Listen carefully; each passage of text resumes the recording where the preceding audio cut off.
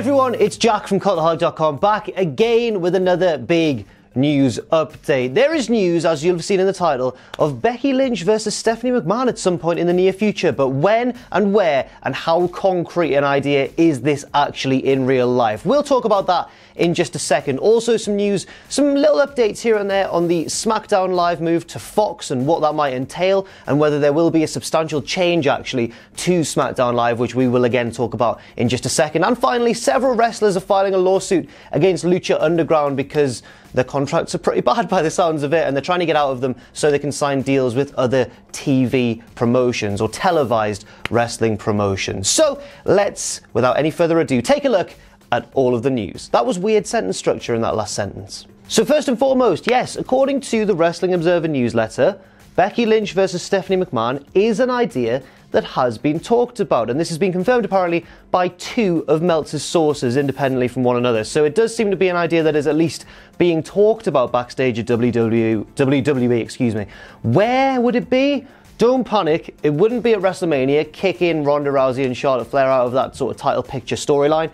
It would instead apparently be at SummerSlam. Now my question to you is, if this is true, and if that idea becomes something more concrete in the months leading up to SummerSlam, would you be in favour of that match? Because, honestly, after just how good Stephanie and everyone involved in the mixed tag match was at WrestleMania 34, I think that she could have an entertaining match with Becky Lynch. It wouldn't be a work rate classic, obviously, but if there was a stipulation involved especially, I think the pair could go out and really put on a very entertaining show. When I was considering this, of course, I was thinking of basically one of my guilty pleasures. I think it's from No Way Out 2001, is a no DQ match between Stephanie McMahon and Trish Stratus, and honestly, go and check it out if you don't believe me. They work their asses off. They are hitting each other with weapons. They're falling over the crowd barrier. I think there's water involved, and one of them takes a big bump off the, slips on the water.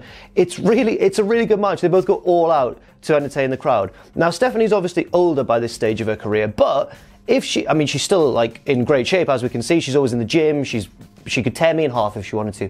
And I think that realistically, if anyone can marshal her through an entertaining sequence of spots arranged together to sort of look something like an entertaining wrestling match, it's Becky Lynch. I'm all for this. Let's do it. Becky versus Steph, SummerSlam 2019. Let's do it. I want to go.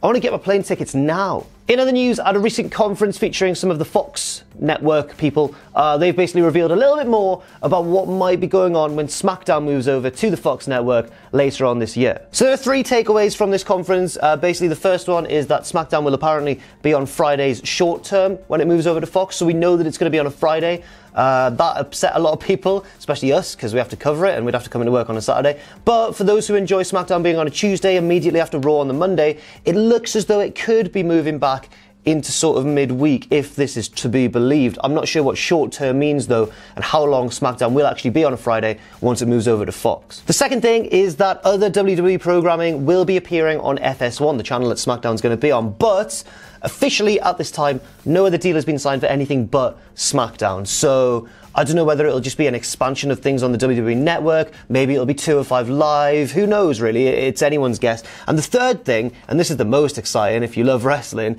according to The Observer, media insiders have speculated about the idea of a third hour of SmackDown, since the cost of filming that third hour would be negligible, and having it aired from 10 till 11 PM on FS1 on Fridays, that would be just the idea there. So it would be from 8 till 11, the overall show, rather than 8 till 10, a 2-hour SmackDown show that we're used to.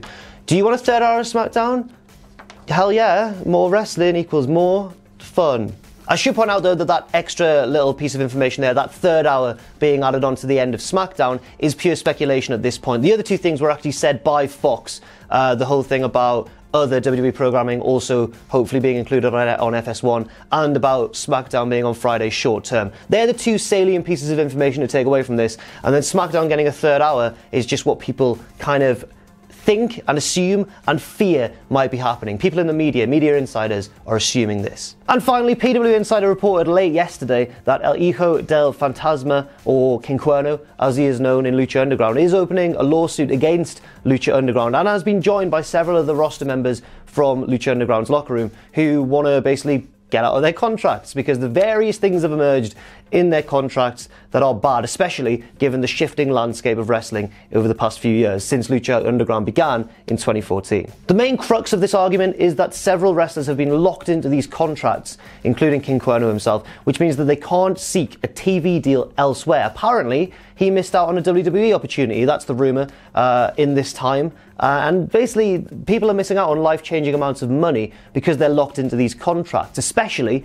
with AEW now emerging on the horizon, and basically with indie wrestling taking off in a big way, especially in North America. To make matters worse as well, the long gaps between Lucha Underground seasons and the fact that they don't know if there's going to be a new one season on season means that not only are these wrestlers unable to seek payment from other televised promotions elsewhere, they're also not getting paid by Lucha Underground while there's no season in the works. So, because there's no wrestling to be done. So it's all a bit of a sticky situation, and I can totally understand, just from a personal point of view, how these wrestlers are feeling so aggrieved. I don't know the legality of it and who's quite in the right and who's in the wrong. I guess that'll be worked out in court, but personally it does seem like they've got a big case to make. The other wrestlers that have joined King Cuerno in this, according to Lucha Central, are Eva Lise, the baddest bitch on the planet, Joey Ryan, my friend, and Thunder Rosa, or Cobra Moon as she's known, on Lucha Underground.